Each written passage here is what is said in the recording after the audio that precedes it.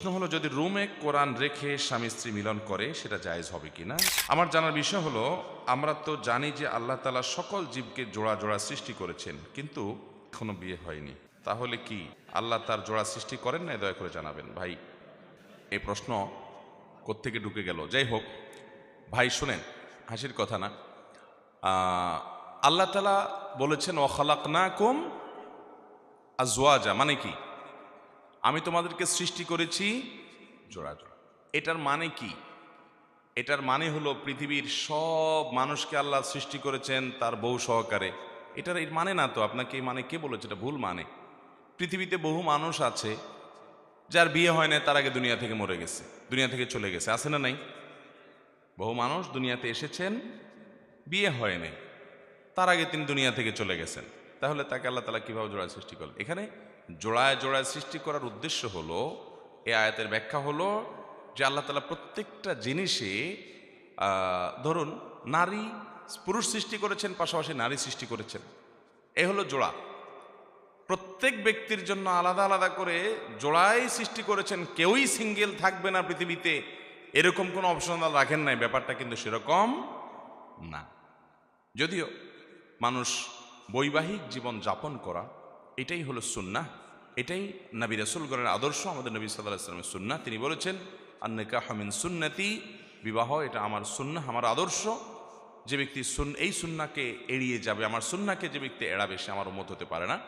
এবং নবী রাসূলগণ, আল্লাহর প্রিয় বান্দাগণ, আল্লাহর নেককার বান্দাগণ, প্রায় সবাই তারা বিবাহ শাদী করেছেন, সংসার করেছেন। কিন্তু এর মানে এই না যে আল্লাহ বলেছেন জোড়া জোড়া সৃষ্টি করছেন, কিন্তু এখানে তো জোড়া নাই, না। এখানে সে উদ্দেশ্য না। উদ্দেশ্য হলো যে ধরুন আল্লাহ চন্দ্র সূর্য করেছেন, পাশাপাশি সূর্য সৃষ্টি করেছেন, আসমান নবমণ্ডল সৃষ্টি করেছেন, পাশে ভূমণ্ডল সৃষ্টি করেছেন, পুরুষ সৃষ্টি করেছেন, পাশাপাশি নারী সৃষ্টি করেছেন।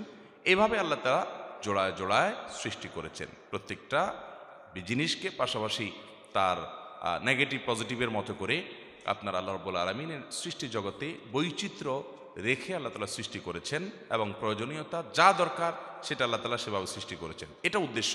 এখানে প্রত্যেকটা ব্যক্তিকে আল্লাহ তাআলা তার জোড়ায়, অর্থাৎ তার দাম্পত্য জীবনে কার সাথে হবে সেটার ব্যবস্থা সবার জন্য আল্লাহ তাআলা নিশ্চিত করেছেন, এমন নয়। বহু মানুষের কপালে বিয়ে আল্লাহ রাখেন নাই। বহু মানুষ ছোটবেলায় মারা গেছে, বিয়ে করবে কোত্থেকে? অপশন আছে না নাই?